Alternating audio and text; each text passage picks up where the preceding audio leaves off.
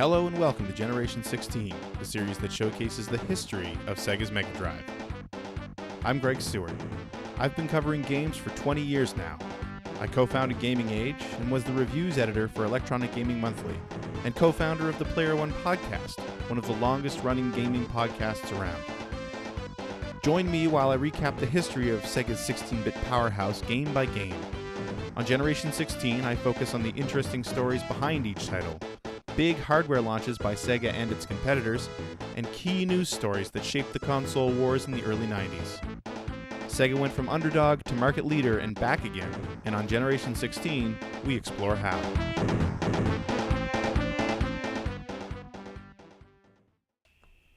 Evening, everybody.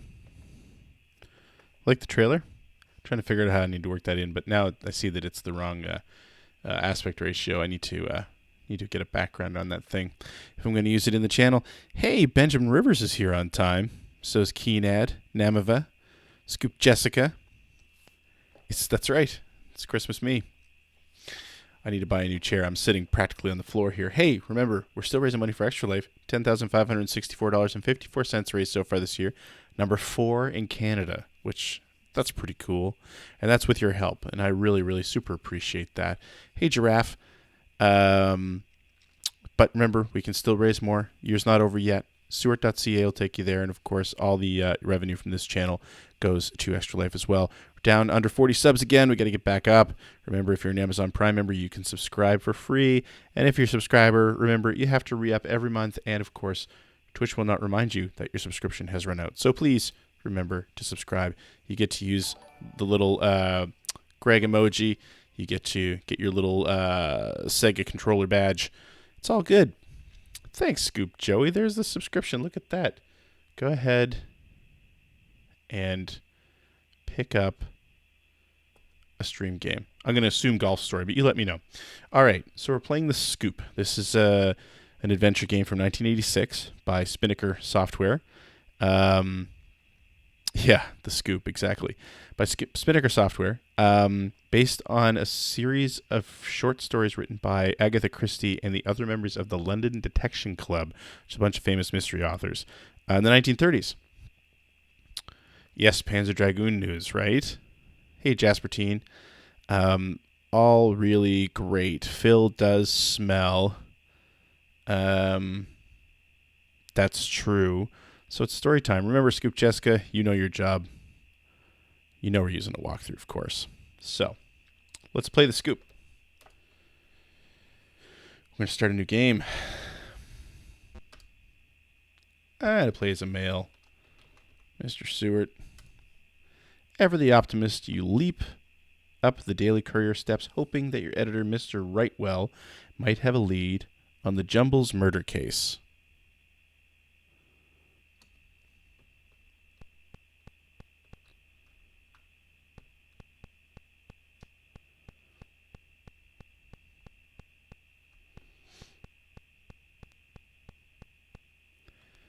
We're going to speak. What's on your mind? Mr. Stewart, there's been a corpse found by a porter in a phone box down at Victoria Station. Better get down there to see what's happened. All right. Now we get to figure out how to travel to Victoria Station.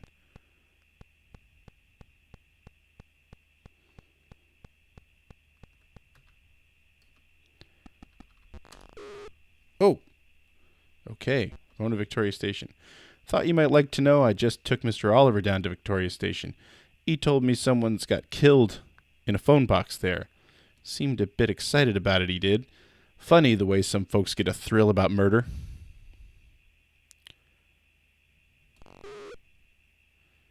You talking about my mustache or the mustache in the game? Enter and move to crime scene.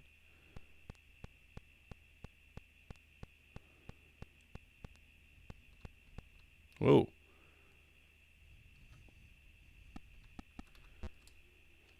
The dead man was my colleague, Andrew Johnson. He was working on the Jumbles murder story. He found the weapon used in the crime. Mr. Hemingway, the news editor, instructed him to bring it back to the office so that the Morning Star would have an exclusive story. You've got your story all right. You got your story all right. Sorry about that. Judging from the wound, I'd say Johnson was killed with the same instrument that did in Geraldine Tracy. His pockets have been rifled and the weapon has been taken. Did he describe it when he called in this evening? He described it as some sort of jade-headed dagger. Thought he'd seen it somewhere before. I can't imagine anyone wanting to do Johnson in. He was rather a bland fellow, not enough to him to arouse strong emotions in anyone. Were there any witnesses or other pieces of evidence? So I'm just listening to a conversation here. I'm not in the conversation. Thanks, Tommy. That's what I'm here. I'm here to read to you on Monday nights. There are no witnesses. There couldn't have been a struggle or 100 people would have seen it. The porter discovered the body as he was sweeping by. The only evidence is the out-of-order sign left by the murderer. May I examine it? You can bet it will be a while before the Yard cooperates with your paper, and you can tell Hemingway that the next time he instructs a reporter to conceal valuable evidence, he'll see the inside of Scotland Yard like he's never seen it before.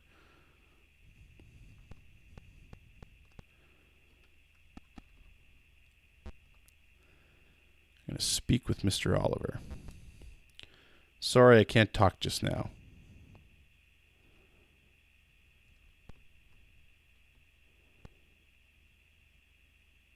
But I wanted to talk to you.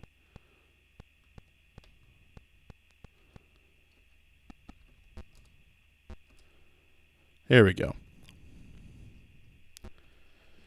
I can't believe Johnson got it this way. Who'd want to do him in?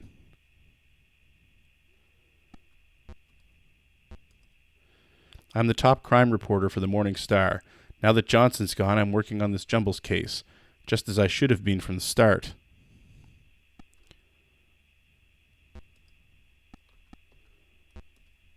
Johnson was on his way back from Brighton, where he was covering the Jumbles murder story. Word has it that he found the weapon used in the murder. Obviously, whoever murdered Johnson took the weapon as well. Poor chap, slaughtered just when it seemed he might start earning his pay. I don't.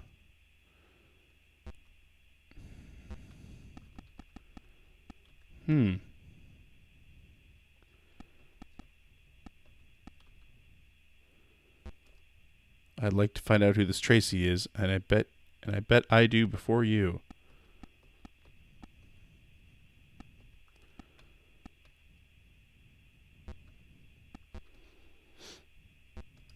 Tell me about...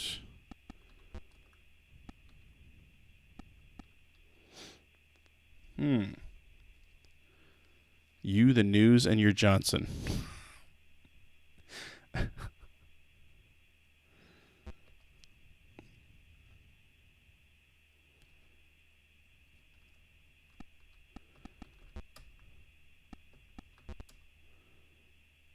Alright, I think I've already screwed this up. We're going to save because why not?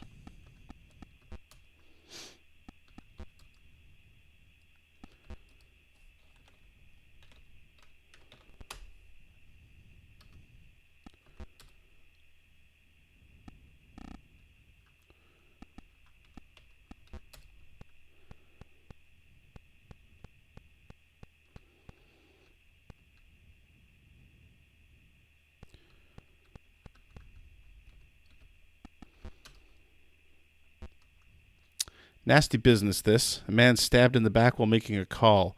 Oliver tells me he was Johnson, Oliver's fellow reporter at the Morning Star. Obviously, this out of order sign was placed here to conceal the crime. I expect we'll know more about the weapon after the inquest in Brighton tomorrow. I really haven't the time to give you my bio. This is a most perplexing murder.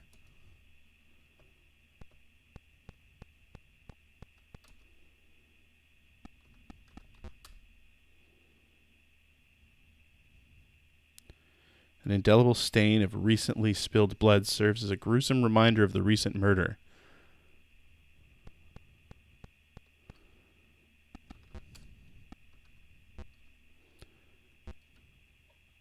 Will you move on, or shall I subdue you and have you put away?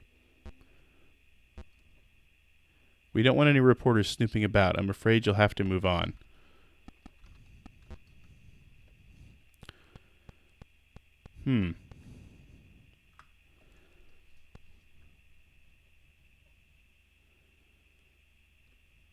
So wait a minute.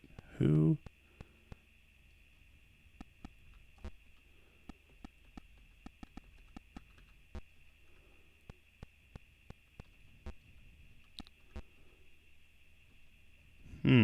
I don't know what to do here.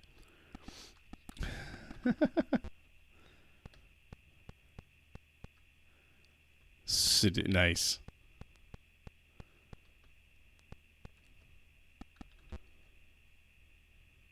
Ticket clerk. I'm wondering if you're going to stand there jabbering or if you're planning to miss your train. Wow, these people are all jerks.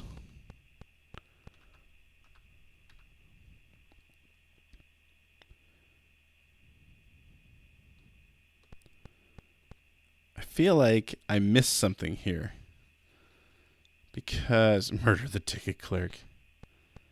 I need to talk to Mr. Oliver again.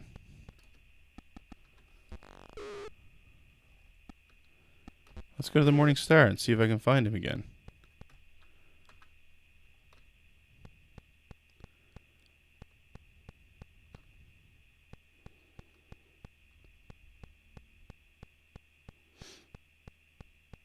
Please, Ossifer.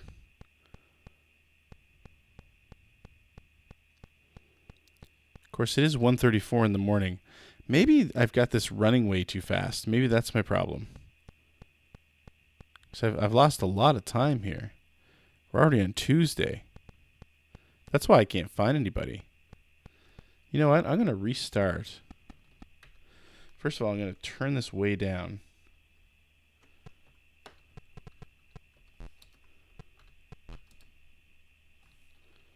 Yes.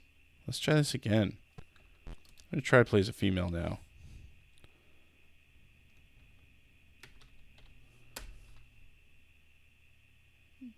Okay.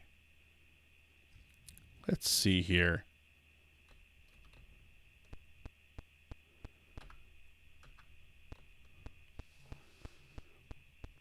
Quite the limp and only one leg to move.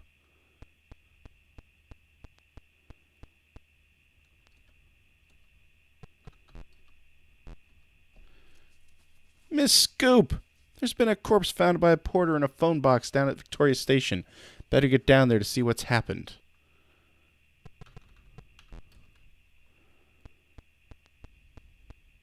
The female Scoop. Whoop whoop.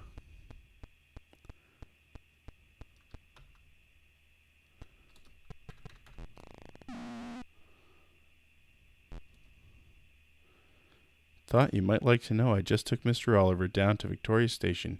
He told me someone got killed in a phone box there. Seemed a bit excited about it, he did. Funny the way some folks get a thrill about murder. I realize we've been through all this, but...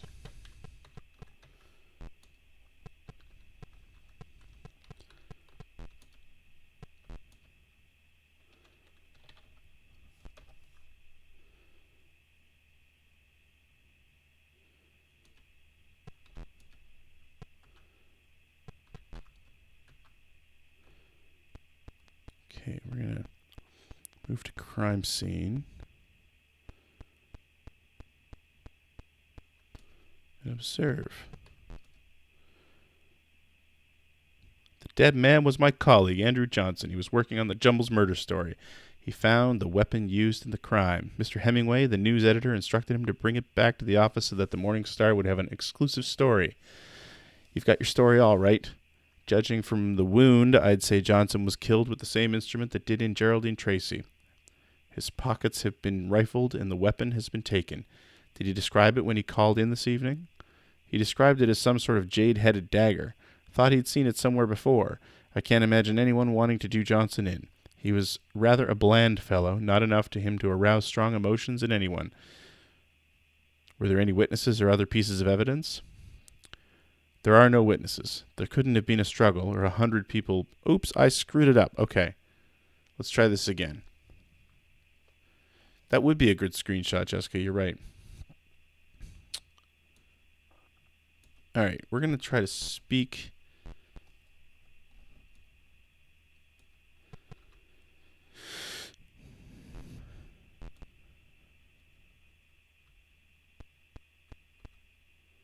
I really want to talk to him.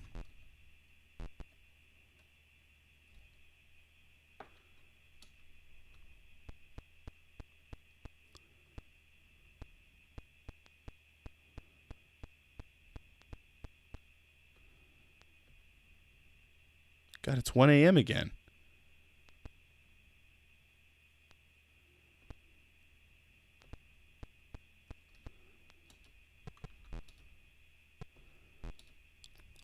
Okay, let's tell me this.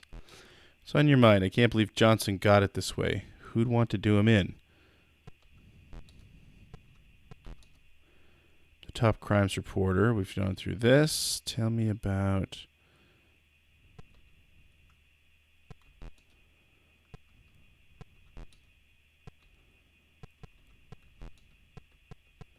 There we go, Mr. Johnson.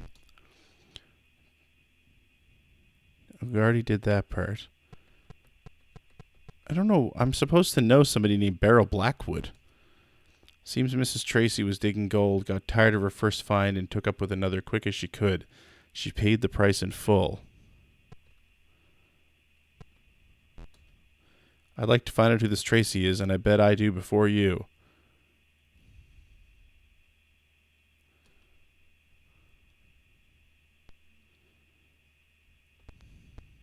I don't know.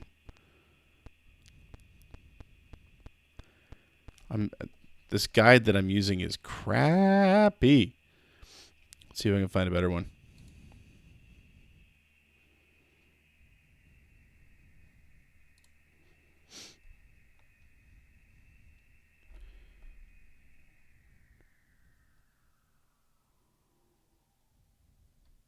No, I cannot.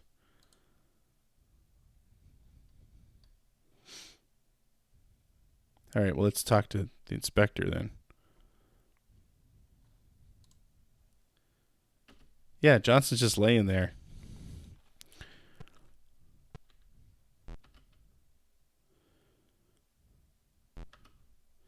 Nasty business this. A man stabbed in the back while making a call. Oliver tells me he was Johnson, Oliver's fellow reporter at the Morning Star. Obviously, this out-of-order sign was placed here to conceal the crime. I expect we'll know more about the weapon after the inquest in Brighton tomorrow.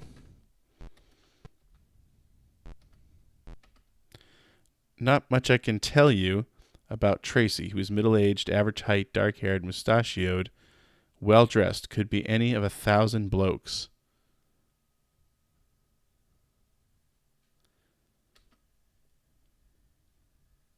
See, like, this walkthrough is telling me to ask multiple questions, and I'm literally getting to ask one, and then I'm done. You realize you become very sleepy and cannot properly carry out your investigation in this state. You make your way home and fall quickly asleep.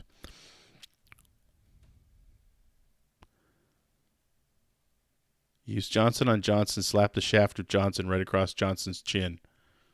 It's a good idea.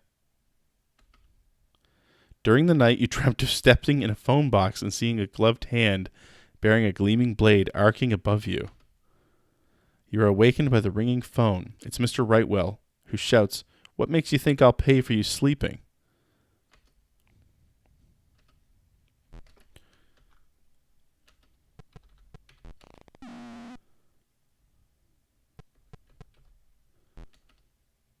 Guess you're going down to Brighton for the inquest.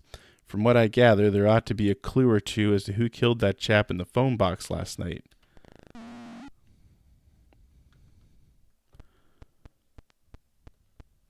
I love that she's just carrying a piece of paper. Traveling. That was a long trip.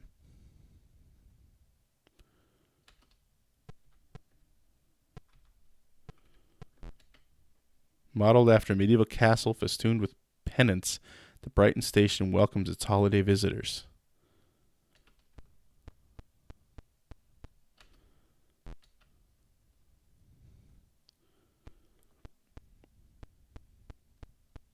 Arnold's Antiques.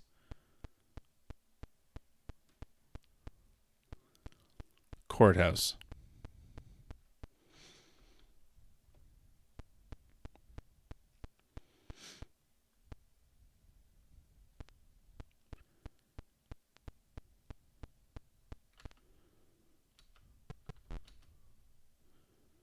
Mr. Toombs, I rather wonder what you're bothering me with your why you're bothering me with your incessant questions.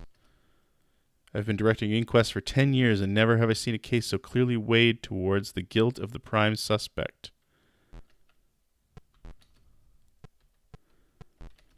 I'm afraid I'm not at liberty to discuss any particulars of this case with members of the press. I have to wait till 11:02 before I can speak with anyone.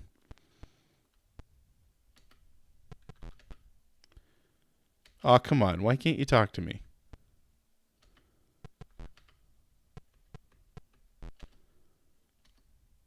This game's kind of irritating.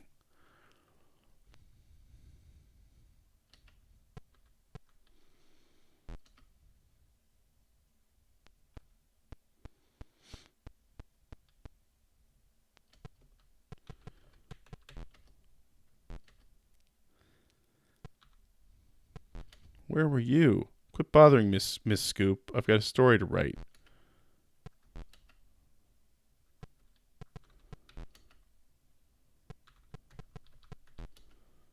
Okay, he clearly doesn't want to talk to me anymore.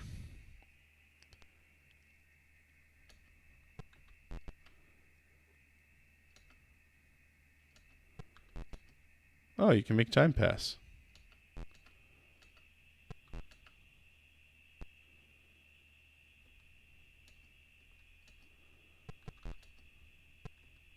Amethyst men wearing. It is very broken, isn't it? I really must return to London today. Perhaps we could meet tomorrow evening at Madame Evanalda's. It's just off Piccadilly. I'll be free around 7. I spent the evening dancing at the Savoy. I met the most interesting gentleman. Would you care to accompany me there this Saturday?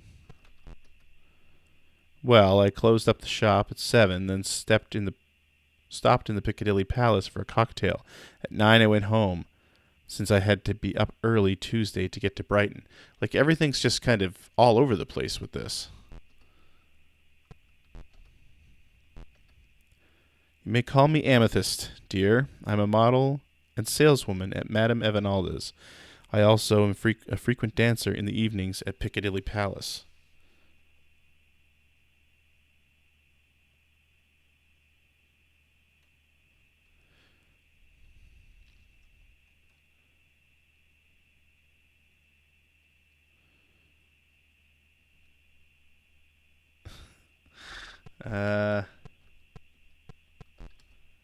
I met Mr. Oliver at the inquest. Rather an agreeable chap, but not really my type. I prefer men who iron their suits now and then. Andrew was a nice boy, even though he was a bit of a sap.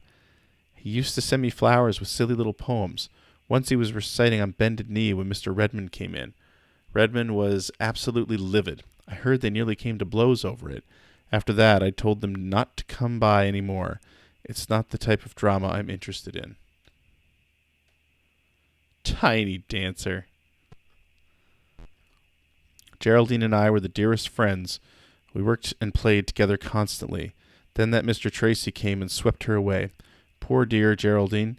She wrote me twice after that, but it simply wasn't the same.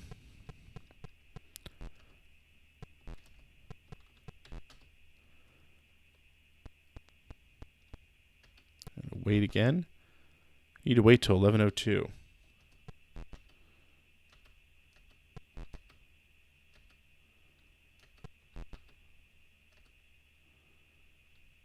Okay, now who do I speak to? Where's the person I was waiting for?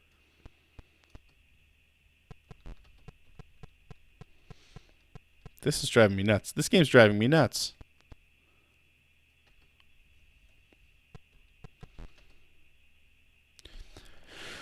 Were you acquainted with Mrs. Geraldine Tracy? I knew her quite well as Miss Geraldine Potts. We worked together at Madame Evanalda's. We became quite chummy, you know. She was my dearest friend, and I dare say I was hers. Did Mrs. Tracy ever mention any relatives to you? She did mention her brother Arthur from time to time, and then there was her Mr. Tracy. I never actually met Mr. Tracy, but Geraldine always said he was really quite the gentleman, well-dressed, kind, and quite generous. He brought her the most wonderful gifts. He was absolutely wild over her. Were the two of them ever married? Geraldine told me that they were to be married and would then reside in Brighton, but if there was a ceremony, I was never invited. That seems most irregular, doesn't it? It stands to reason that Geraldine would invite her best friend to her own wedding.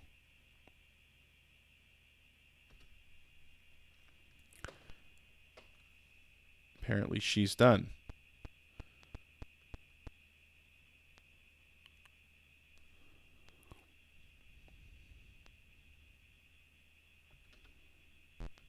This game is weird.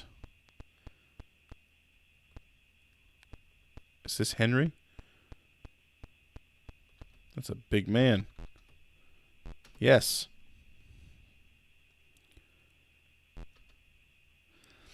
I really can't speak with you now. I'm quite distraught over the death of my dear Geraldine. This is all too much for me. Perhaps you could come to my shop on North Street tomorrow afternoon. Look, someone is leaving now.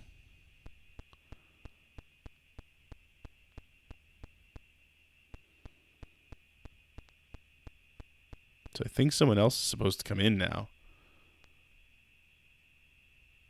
That was...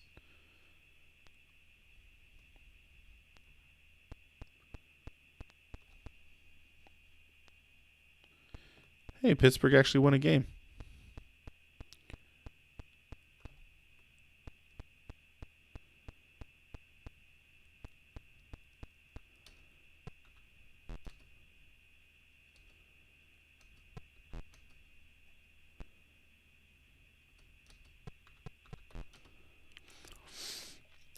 Did you go to visit Mrs. Tracy on the evening of Saturday, November 7th?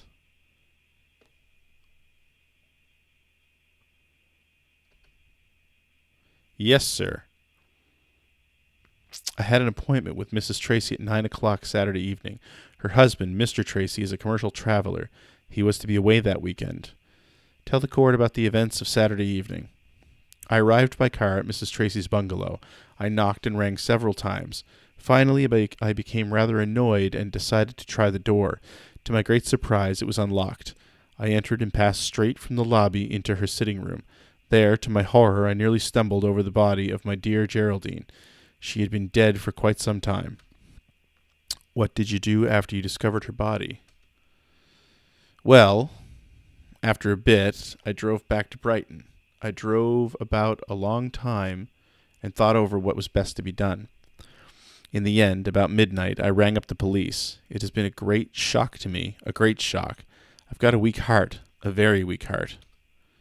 Quite so. Okay, apparently we need to wait for someone else to come in.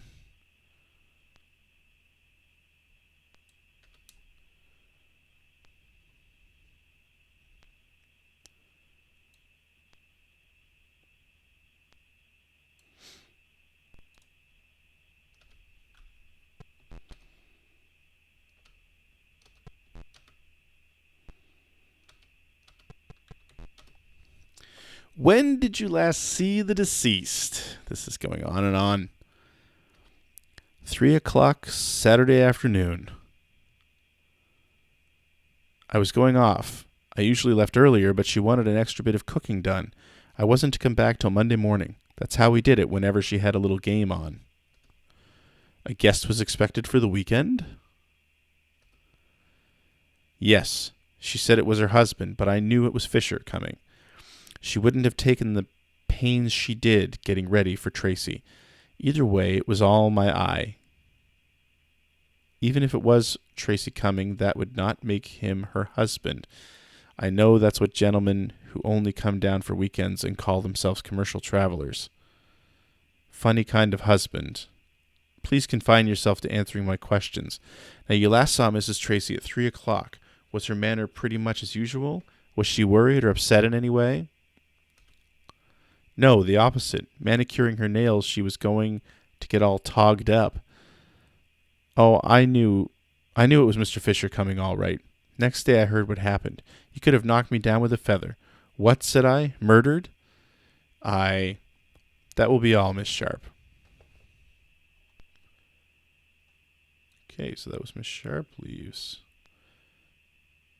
Okay, we need at least one more person to come in. Good Lord.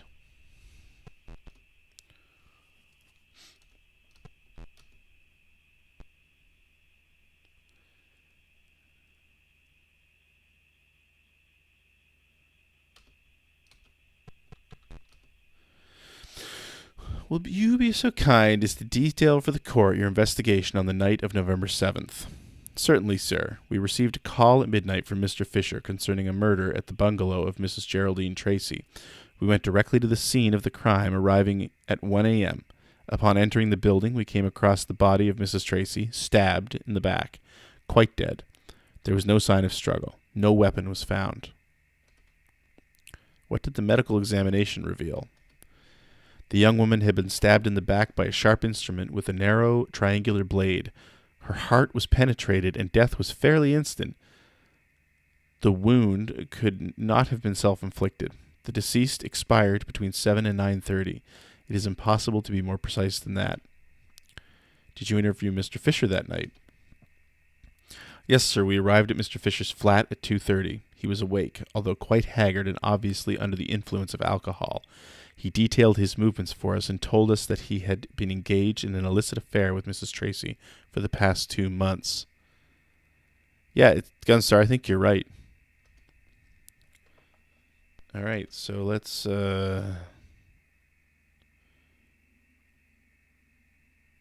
follow Sharp out.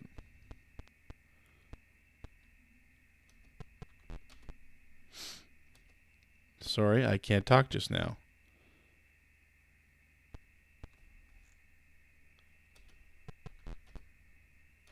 Come on, when are you going to talk to me?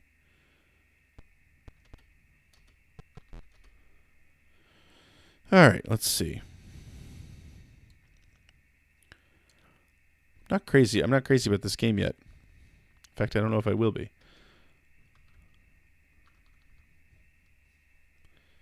I keep screwing this up.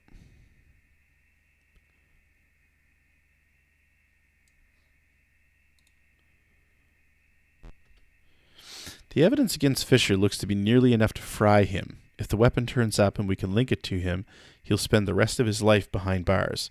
He doesn't fit the murderer part, but often there is a hidden side to a person that isn't apparent at first glance.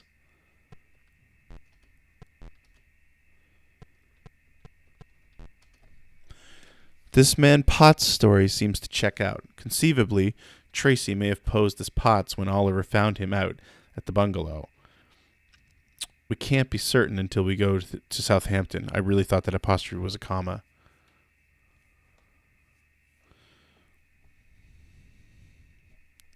All right. Got to stop doing that.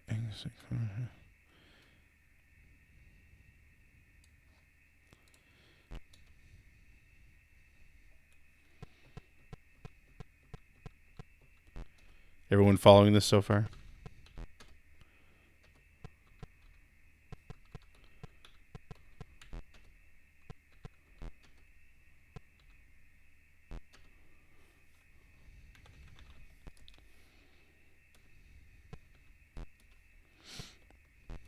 No, I don't want to quit.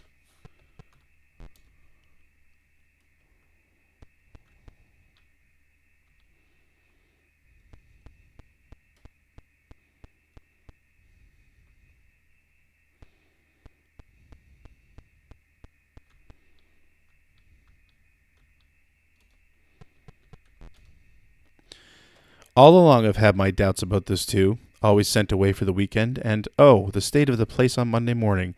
Not so much as a teaspoon washed. Everything piled in the kitchen sink. The airs she gave herself. Very trying. Have another eclair. Seems rather odd that Tracy hasn't come forward, don't you think? Not he. Tracy murdered her all right. They were having rows, you know. At it hammer and tongs. Who could blame her? Shut up like that in a lonely hole? Why, she'd have to walk to the bus, and the bus leaves only once an hour. Takes almost an hour to get to Brighton. It'd drive me batty. He did it. Of course. Who else could have? Well, what about our friend Fisher, the man on the hook? Mr. Fisher's a nice gentleman. No, I'd guess Tracy came down and found out her game with Fisher. They had a row, and he did her in. From what she said, he was a jealous sort of fellow. Then she had a bit of a temper, too. This very last Friday she cursed me like a fishwife just for trying an ornamental jade-headed pin of hers in my hair. What was the harm, I asked? It sounds like the murder weapon. You certainly put up with an awful lot. Won't you have a bit of this chocolate delight? Okay.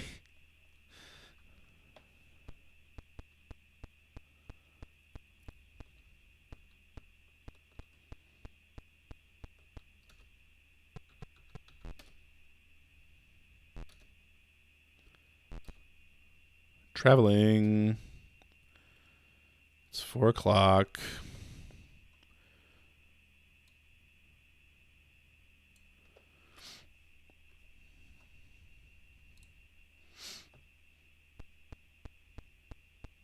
Cursed me like a fishwife.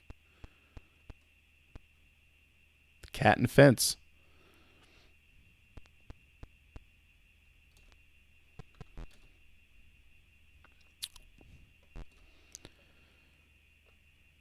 I was thinking about that Hargo bloke. Hargo? He got drunk and started a big row this last Saturday. If he does it again, he'll have to go to Brighton for his drink. That's all I want from him. Now I'm going to save again.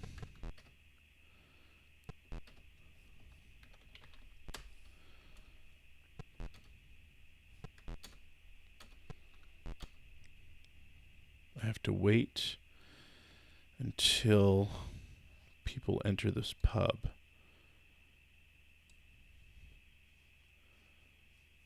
Seduce Riddler. He does look like the Riddler, you're right.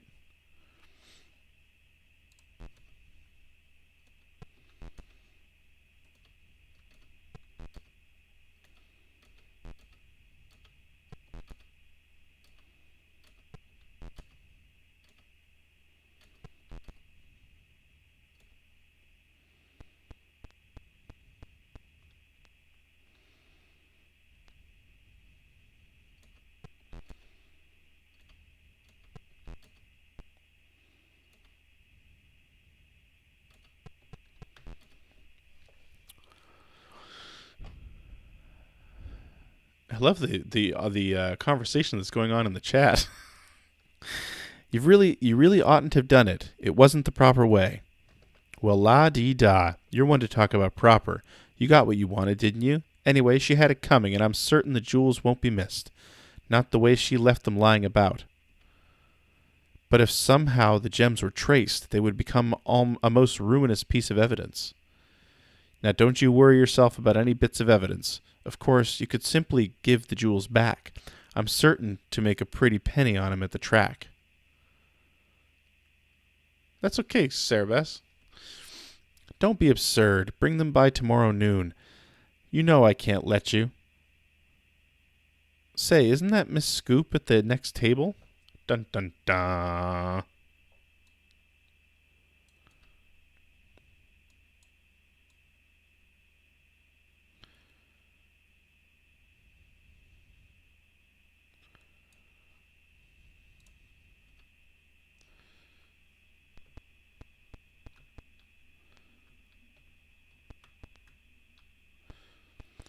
We're on the move again. Getting the scoops.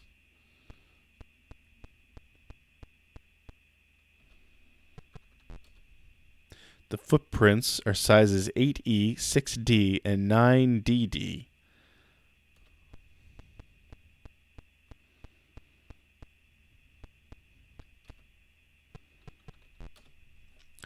What in blazes are you doing coming out of that door? And why not? I'd like to know. I've got more right to be here than you have, I bet. This here bungalow, it was Geraldine Tracy's, and I'm her brother, Arthur Potts. What the heck have you got to say to that? Perhaps you ought to explain what you were doing inside. I was down to Brighton today on business when I seen in the news that Geraldine had been killed, so I walked out here to have me a look about. Since no one was here and the door was open, I gone in. What's the harm in that, I ask. That's my I don't have a Cockney accent, sorry. Scotland Yard might think there was something strange about it. You better tell me about yourself. I got's nothing to hide. I'm a steward on the Southern Railboat service from Southampton to Le Havre. Le Havre? The steward's the night run. I stewards the night run. Got to get the 7 o'clock from Brighton as I works the 11 o'clock boat tonight. I lives in Southampton. You can call me housekeeper any time.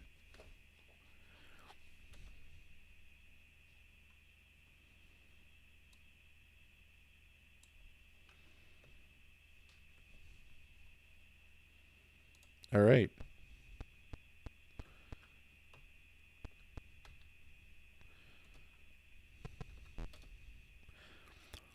Your year spent selling shoes finally pays off. You were able to determine that the footprint is size 11 triple E.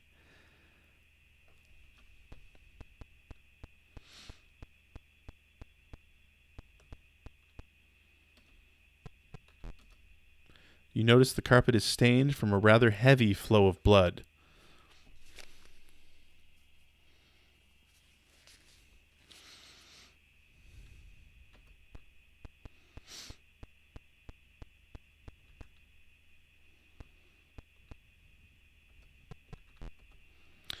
Under the stack of pillows, you find a letter postmarked November 3rd.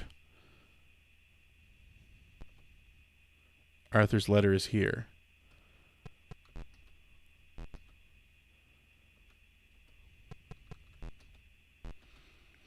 Dear Sis, glad to hear you got a place with a fine gentleman looking after you.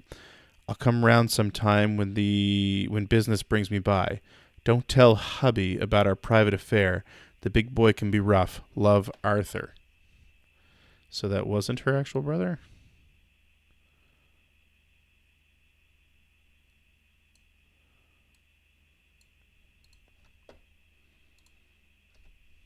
I'm going to save this again.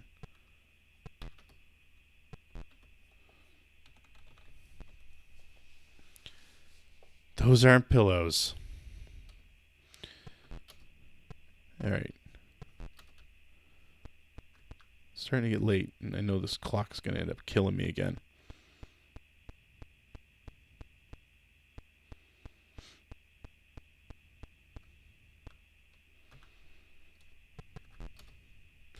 The wood around the door handle has been gouged as though someone recently jimmied the door. Jimmied the door. Love it.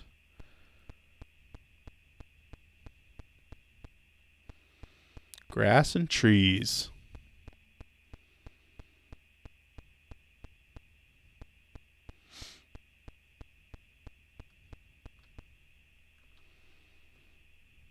Oh, she got some babbies.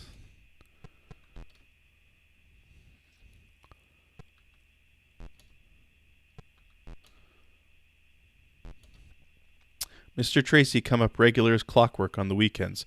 He looked the gentleman's part all right, in his fine clothes. None too friendly, And that's all I wanted to talk to her about. Now we're going to the bus stop again. It's a lot of people I got in that list now.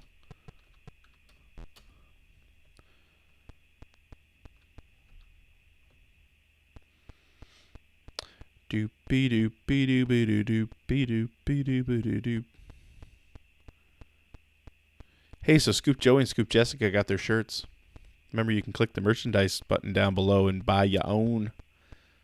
Or some mugs. When I have some extra money at the end of the month, I'm going to buy myself a mug or two.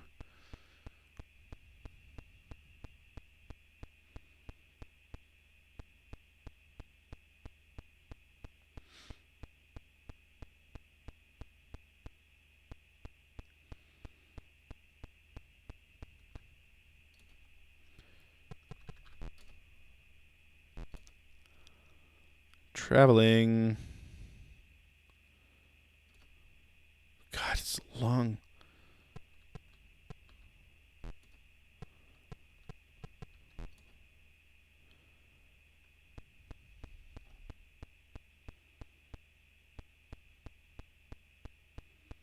Sweet, sweet mug of seduction.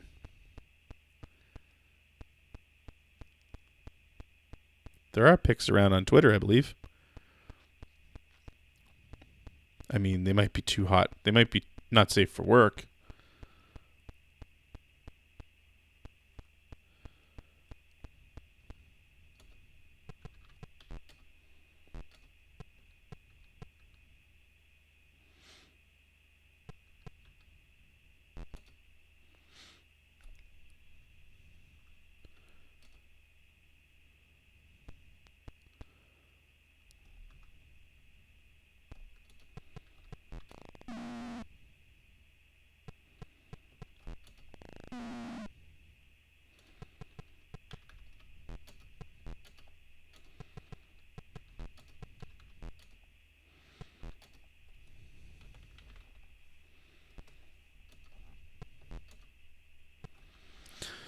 All right, we're at Piccadilly Palace, where Amethyst dances.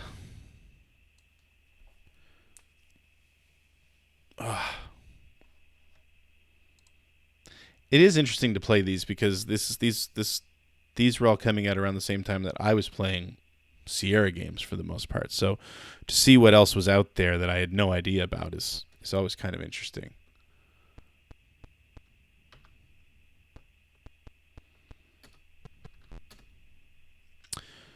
What's on your mind? I do so love the palace. One meets so many interesting gentlemen here, and the music is simply fabulous. You may call me Amethyst, dear. I'm a model and saleswoman at Madame Evanalda's. I also am a frequent dancer in the evenings at Piccadilly Palace. Geraldine told me he sold blocks of flats or battleships or something, but I believe that was a bit of fiction. She pointed him out to me once. He didn't look the part of the salesman, much more gentlemanly than that. He was large-framed and rather dark, might have a bit of a mustache. I only had a glimpse. Geraldine wrote me once about Mr. Fisher, said he was kind and quite generous. She thought she might throw over Mr. Tracy for him. He does look like an interesting gentleman. Arthur used to come about from time to time. He's a sweet man. I believe he'd be rather handsome if not for that nasty scar. Geraldine didn't get on with her one bit. She'd have sacked her if Mr. Tracy would have given her enough to hire a decent servant.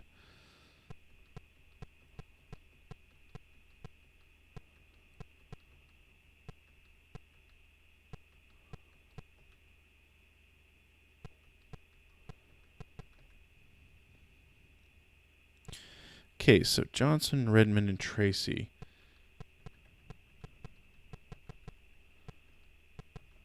I've asked about Tracy, Fawn Fisher, Potts, Gladys. Let's try Hemingway. I'm actually not drawn toward married men. There are plenty of eligible bachelors around, and I'd rather not be involved in messy situations.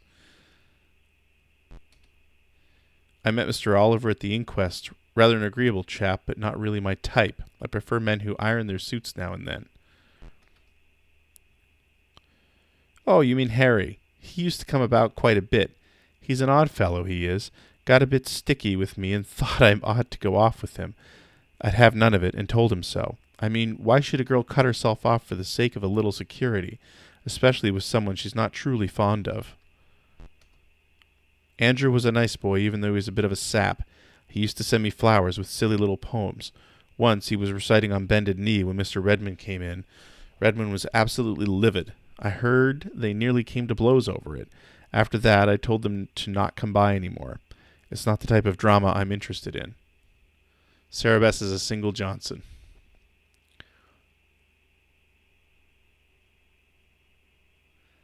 It is crazy, right, Ben? Geraldine and I were the dearest of friends. We worked and played together constantly. Then that Mr. Tracy came in and swept her away. Poor dear Geraldine. She wrote me twice after that, but it simply wasn't the same. Where were you on a Monday night?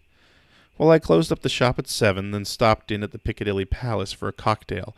At 9, I went home, since I had to be up early Tuesday to get to Brighton. Saturday night? I spent the evening dancing at the Savoy. I met the most interesting gentleman. Would you care to accompany me there this Saturday?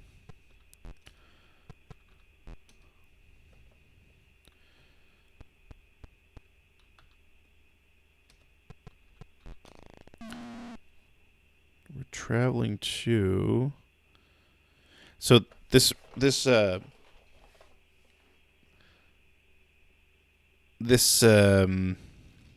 walkthrough keeps referencing a Miss Blackwood that I don't seem to know about as far as how I'm doing in this game. So that's interesting.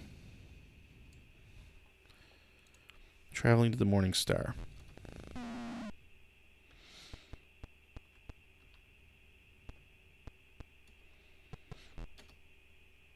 Your careful search reveals several wads of gum stuck to the underside of the desk by your good friend Miss Timmins.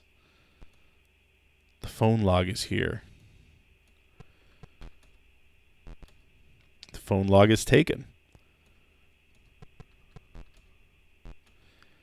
Monday evening, Johnson for Blackwood, 7:20. Johnson for Hemingway, 7:23. Oliver for Redmond, 8:10.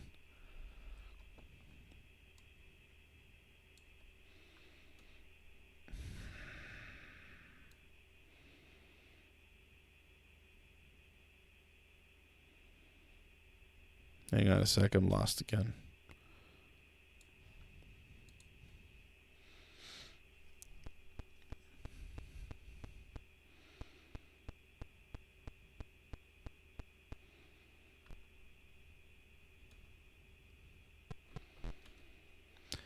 The most interesting discovery you make is that if you reach into the inkwell, your fingers become black. Tuesday's Morning Star is here.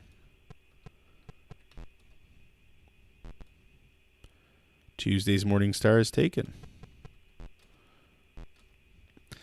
Star reporter stabbed. Major clue stolen. Killer loose in London. By Dennis Oliver. Andrew Johnson, my close colleague and friend, was murdered last night in a phone box at Victoria Station. Earlier in the evening, Mr. Johnson reported he had discovered the weapon used in the recent Jumbles murder. Inspector Smart. All right. It's starting to get late. It's almost 10 o'clock.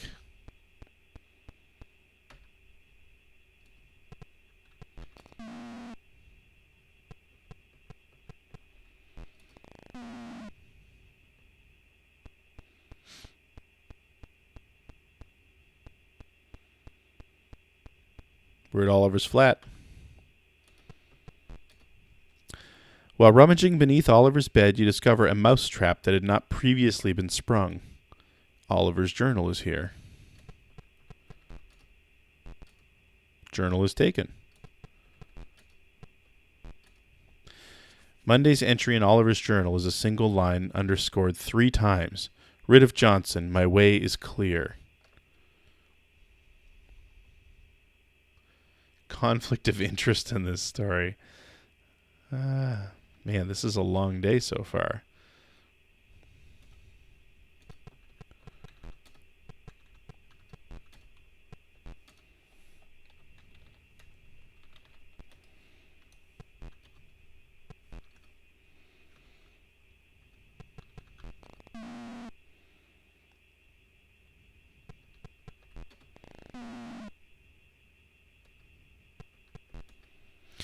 After unwadding many scraps, you discover a yellow slip torn from a notebook. Johnson's note is here.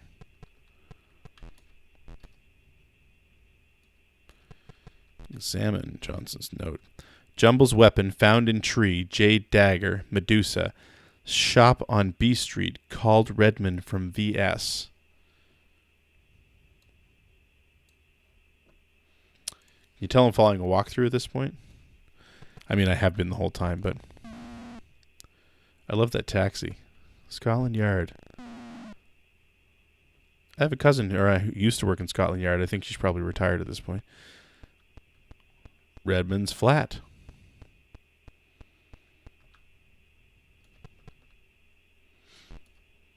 You discover a fat scrapbook with news clippings and notes of every murder in Britain over the last 10 years. Yikes. Redmond's scrapbook is here. Redmond's scrapbook is taken.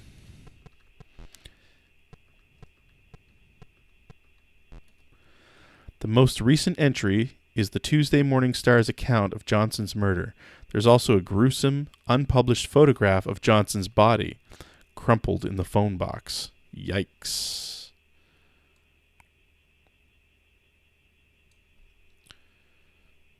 It's like half the length of a smart car. Yeah, I know. There haven't been very good screenshot. I took a screenshot of the title screen, and I think that's probably going to be what I use. All right, we're going to travel again to the Morning Star. Enter Morning Star.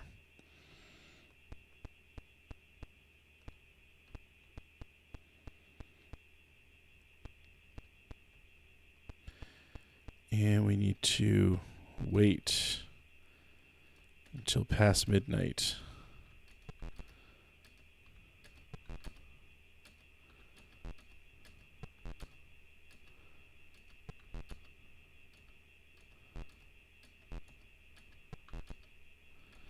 It's a long thing to do, and every wait is 5 minutes, and I keep screwing up the button presses.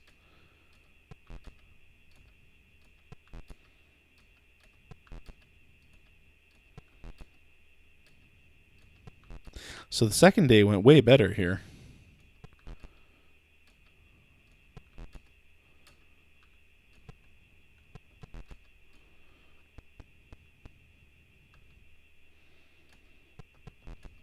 Wednesday's Morning Star is here.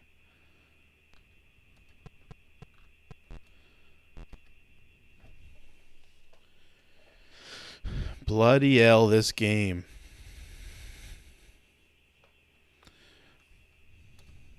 All right, we're going to save.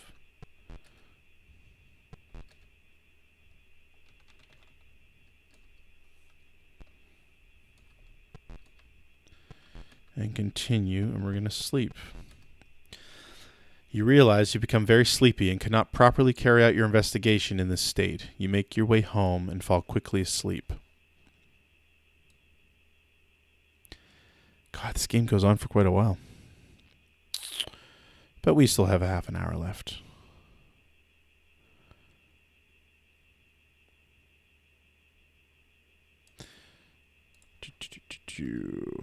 In your dream last night, Mr. Redmond assigned you to compress droplets of water. As you squeezed each one, it doubled until you were nearly drowning in a sea of tears. Yikes. You're awakened by the ringing phone. It's Mr. Rightwell who shouts, "What makes you think I'll pay you for sleeping?"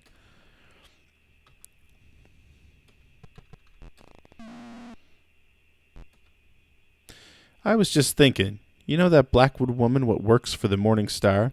Well, I picked her up Monday night just out front of Victoria Station a little after 10. She was sniffling and wiping her eyes. Said she had a little cold, but I can tell when someone's upset.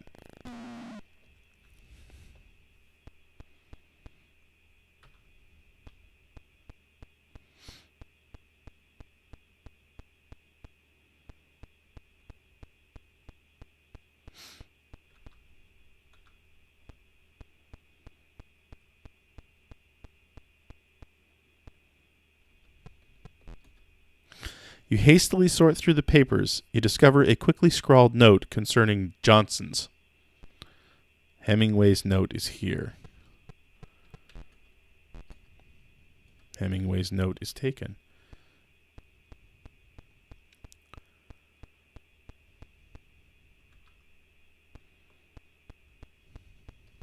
She's still holding that piece of paper from the beginning of the game.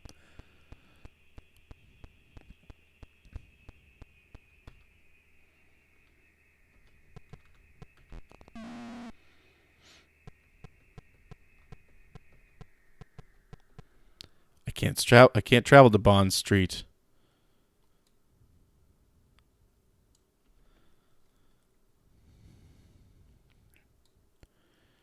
Did I need to read that note?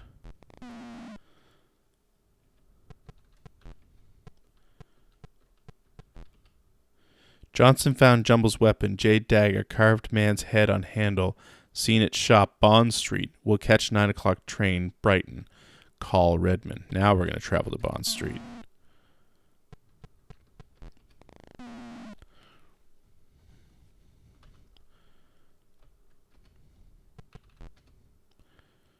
Whoa, look at him.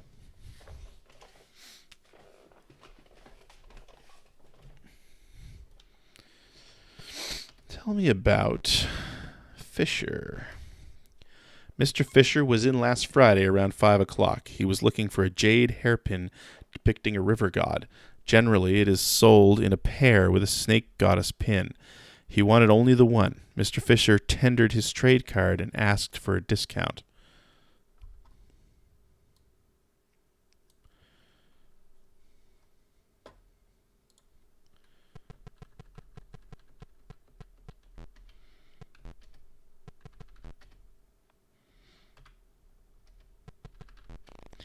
We're off to Piccadilly Palace again.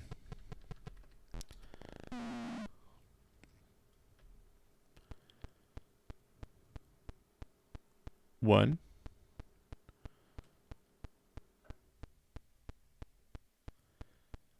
Mosher's Menswear. 2. Madame Vinalda's. That's where that lady works.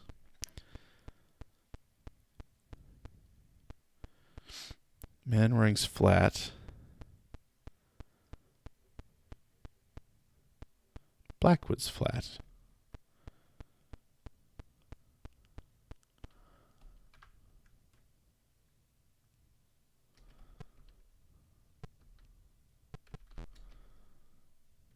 It's Beryl Blackwood. I'm looking at the lilies Johnson sent last week. Oh, they're a bit wilted now, but they mean so much to me. I think I'll press them and save them forever and ever.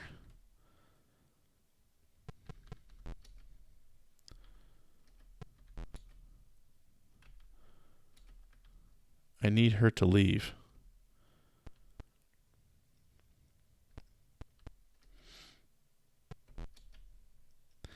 This well-appointed, neat-as-a-pin room is tastefully decorated with vases of flowers sent by Beryl's admirers. In the icebox, you discover a very tasty smoked herring. I think if I wait long enough, she'll leave. I'm going to save.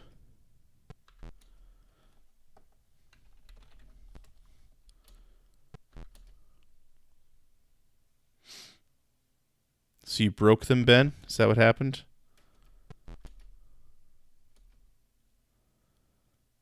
Come on, Beryl, leave.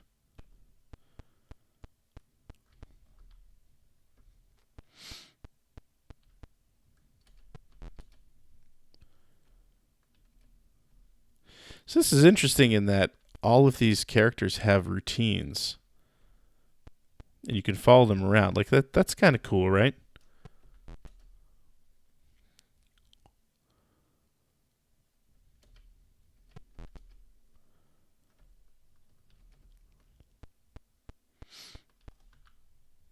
Oh, come on. After searching this alley, you decide you certainly wouldn't want to return here alone after dark. While examining an empty cigarette pack, you are doused with a bucketful of mop water tossed from the window above.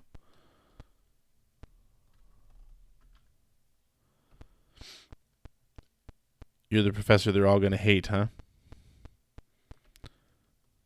Okay, I can't search while you're in the room, Beryl.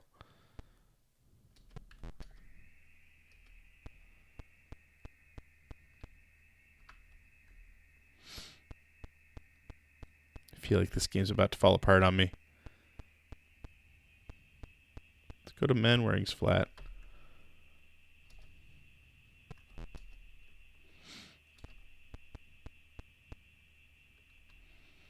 That's a wall I'm walking into. I can't imagine you making someone cry, Ben.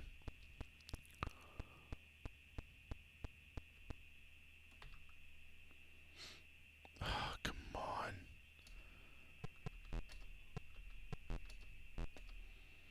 I was leaving at 7 when Johnson rang through. He told me about his find and began to get a bit syrupy, calling me darling and all. I put him through to Hemingway, then gathered my things and left. I took a long walk to sort things out. Why, I tidied up my flat Saturday afternoon, then dined with Oliver that evening.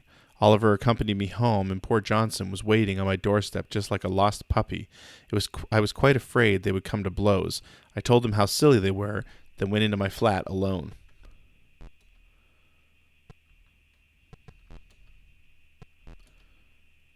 I don't want to talk to you about this.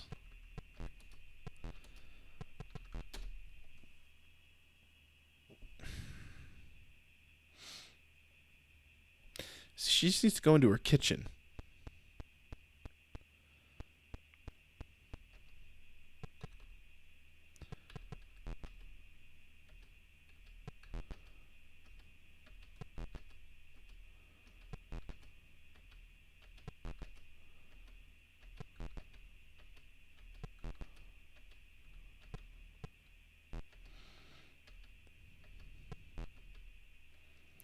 The glass of the cupboard sparkles, the porcelain sink glistens, and the chrome of the stove positively shines. I feel like I just didn't get here quite in time. And I'm screwing the rest of my game up by having to wait.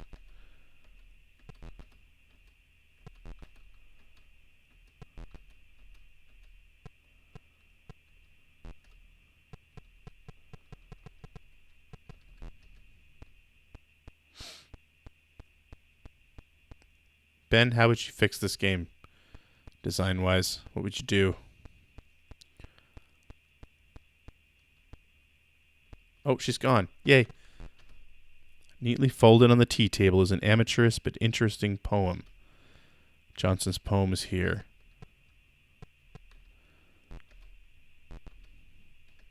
Johnson's poem is taken.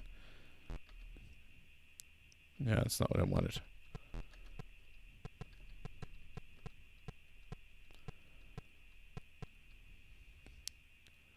You don't have to answer that, Ben.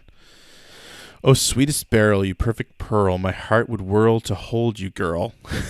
P.S. When I think of Oliver, I think I'm a murderer. Wow, okay.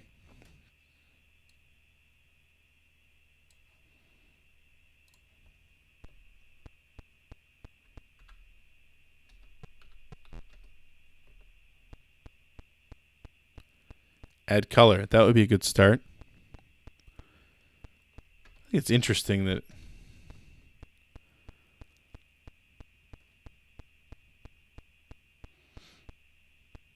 Can I travel yet? Yes, there we go. Oh, Midnight Star. That's an old Weird Al Yankovic song.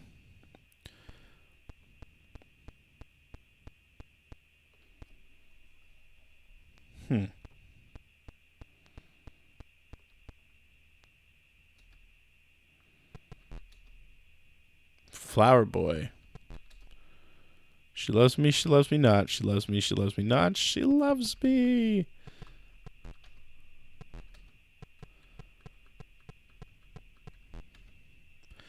Miss Blackwood buys a bunch of daisies every Monday on her half days.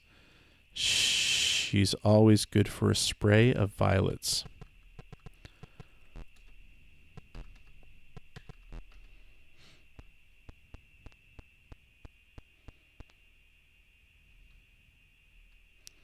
Cheshire cheese. Okay. I've lost Beryl Blackwood again.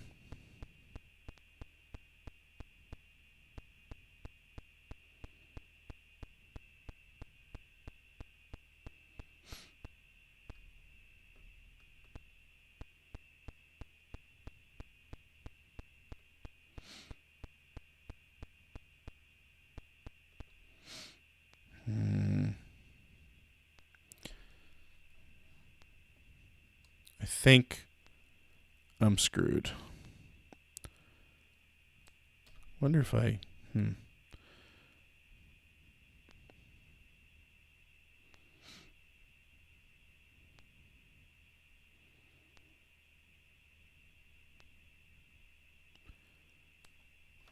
What happens if I load?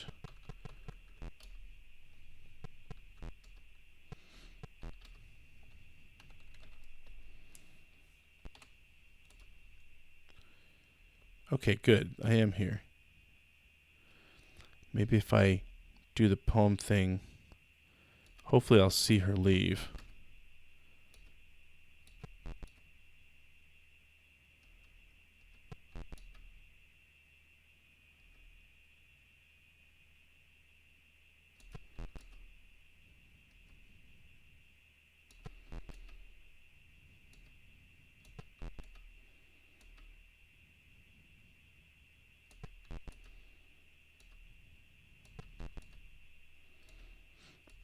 Oh, my sweet God.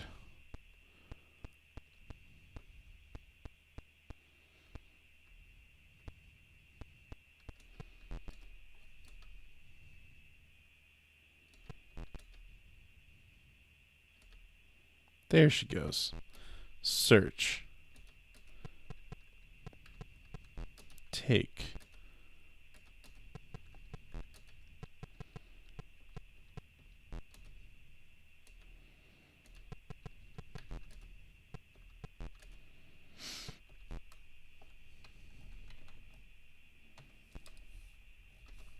Okay, now let's see if we can get to her.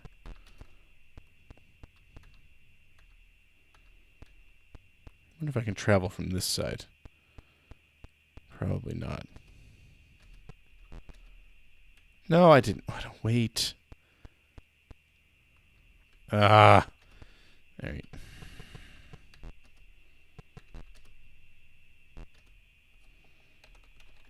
Yeah. This is one of those ones that I can't imagine having played back in the day because it's just crazy. I mean, think about tackling this. I'm using a walkthrough, which means I'm doing exactly what I need to do at approximately the right times. But good Lord.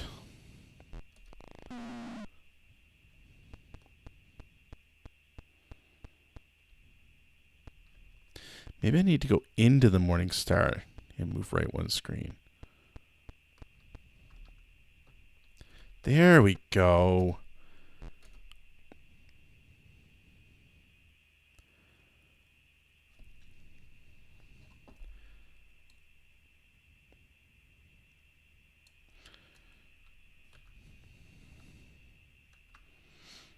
Okay. Okay. Show. Johnson did speak with me before I switched him over to Mr. Hemingway. It was the last conversation we had, and to think I was so cross with him, I feel like weeping when I think of it.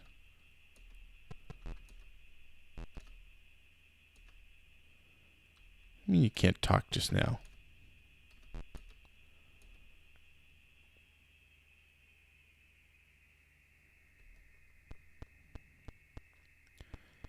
You're going to talk to me now. Oh, come on.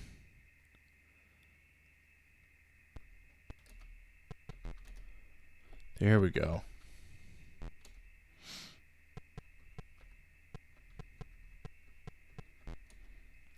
That's not how Johnson described the weapon to me. He said it was a woman's head with snakes all over.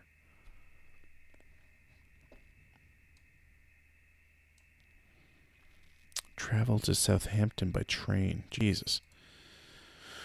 Whew.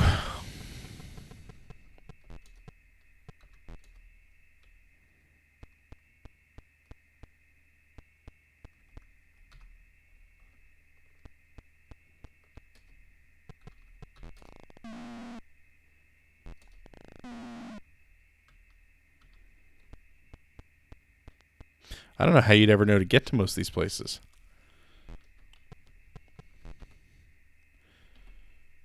Traveling.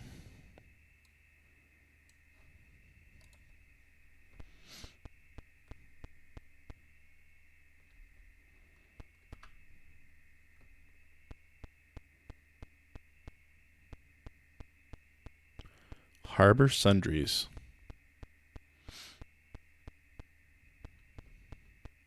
Potts Place.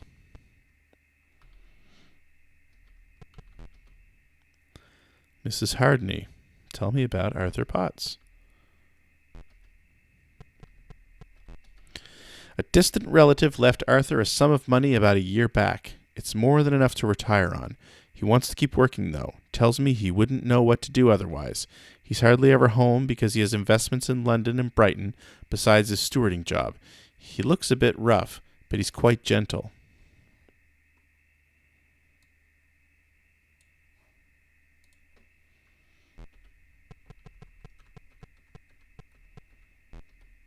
Does anyone know what's going on anymore?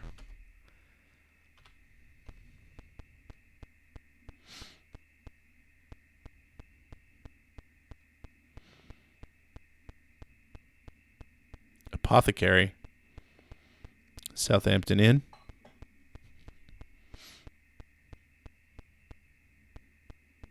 Pycraft's house.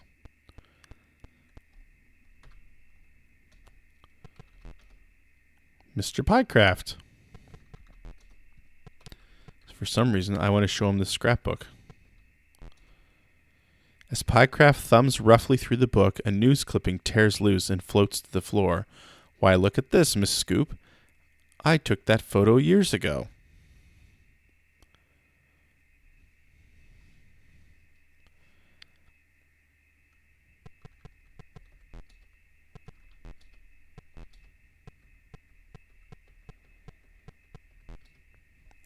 I worked with Redman a bit. Didn't particularly like him. He's an odd fellow, a real grind where work comes in, but not much fun to be around.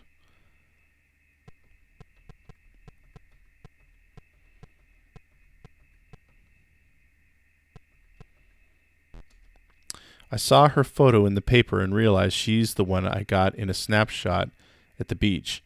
She was down visiting Potts last summer. Rather envied the man having beauties like that visit.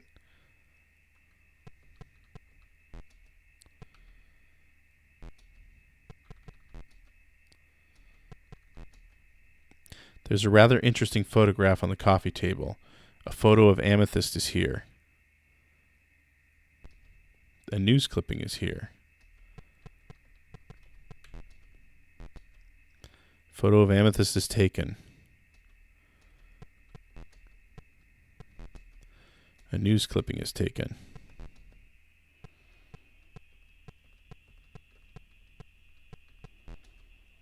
This photograph, signed Amethyst, is of a smiling blonde goddess, her voluptuous curves revealed by her swimsuit and her provocative pose.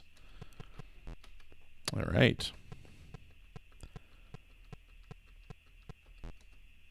The younger but still unmistakable face of Mr. Hemingway gazes above the headline, Crime Reporter Solves Mysterious Murder. Hey, Auntie Ems.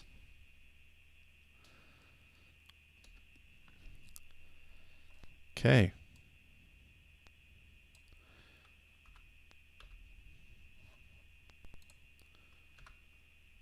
Going back to Potts' house.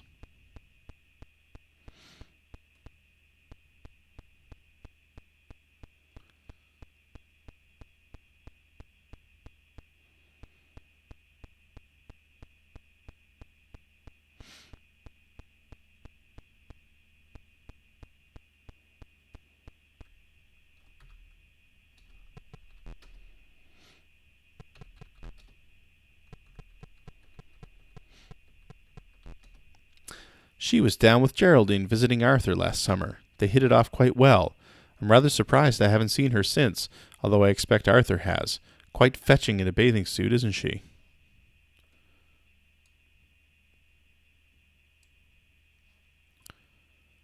All right. We're going to finish off this day at least. I think we're like just about halfway through this. This is long.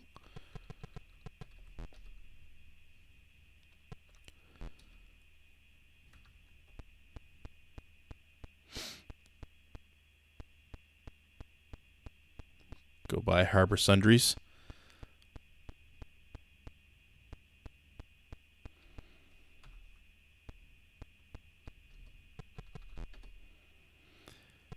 Brighton. Traveling. Going to travel by taxi to North Street. Here's a juicy piece for you. Monday night around 8:30, I saw Mr. Fisher driving like a bat out of hell on the road to London. At least I think it was Fisher. Not too many people can afford to drive a Rolls, you know. The only other I know of is that Catesby fellow. And why would he go to London late at night?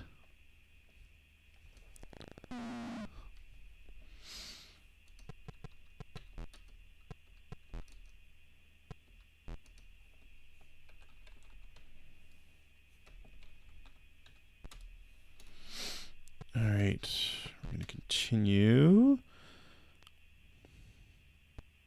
Oh, newspaper boy. Fisher's shop. That's Salter Sweets.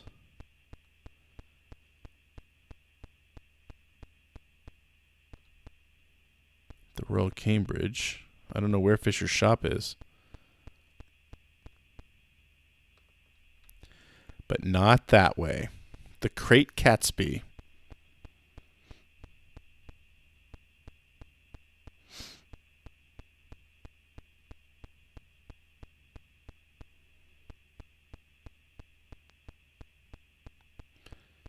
It's going to be the thing as we get further into these games. I'm not going to be finishing them every single night. Fisher, Flensburger, Jewelers. All right.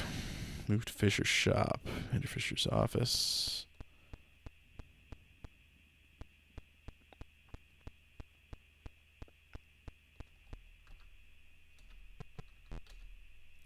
In the lower left drawer of Fisher's desk, you find an interesting velvet pouch.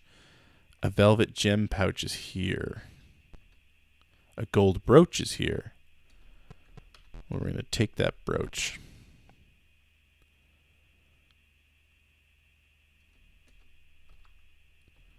Apparently he didn't care.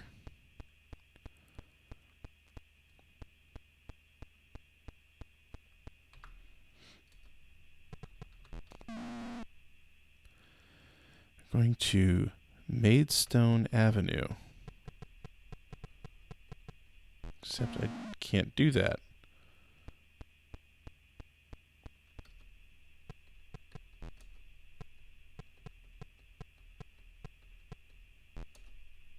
This brooch, gold cat with sapphire eyes, is so heavy that only a matronly bosom could bear it up.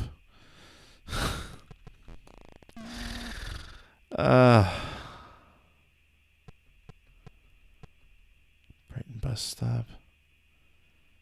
Take taxi to Maidstone Avenue.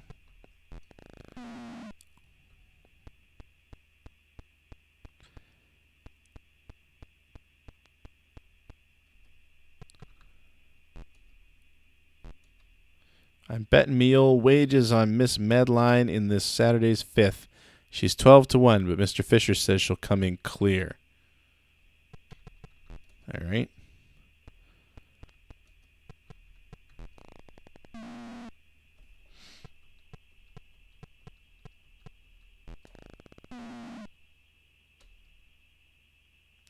I don't know what to do. I can't figure out what to do. Maidstone Avenue. I don't know. I don't know what to say. I don't know if I like this. I don't know if I like it enough to keep playing. But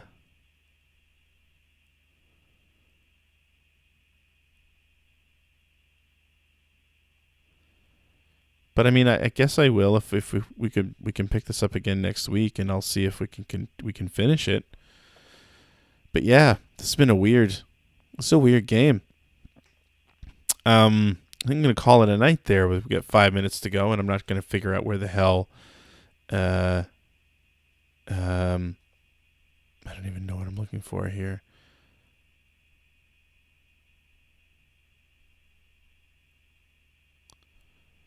Yeah, too much learning about your Johnson. Exactly. Yeah, I think we might have seen what we need to as well. I don't know though. I do like to finish these, but yeah, you're right. The Riverboat game, we gave up on that one too. So yeah, this is interesting. So again, it's based on a series of stories written by Agatha Christie and a group of other famous mystery writers, back in the 1930s. And yeah, I'm not too crazy about this, but there it is. That was the scoop. That was a lot of the scoop. I'm not sure what I'm going to play tomorrow night. I might play more Monster Boy just because I want an excuse to play more Monster Boy.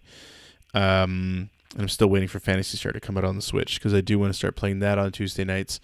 And then Thursday, what do we have on Thursday?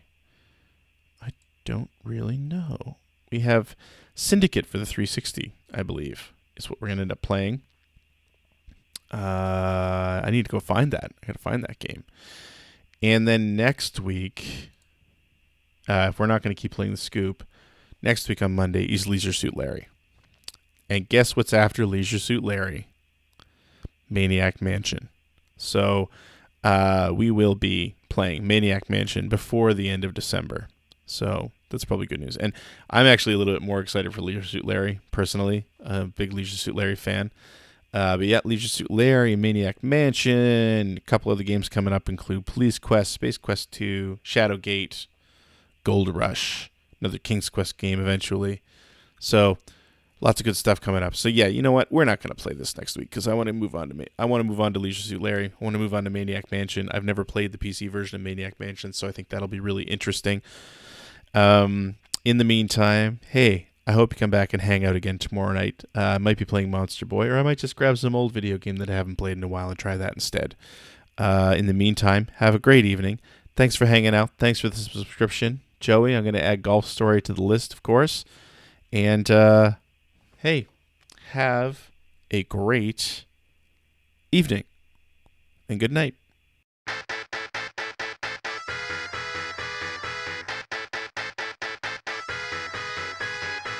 Hello and welcome to Generation 16, the series that showcases the history of Sega's Mega Drive. I'm Greg Stewart. I've been covering games for 20 years now. I co-founded Gaming Age and was the reviews editor for Electronic Gaming Monthly, and co-founder of the Player One podcast, one of the longest-running gaming podcasts around. Join me while I recap the history of Sega's 16-bit powerhouse game by game. On Generation 16, I focus on the interesting stories behind each title, big hardware launches by Sega and its competitors, and key news stories that shaped the console wars in the early 90s. Sega went from underdog to market leader and back again, and on Generation 16, we explore how.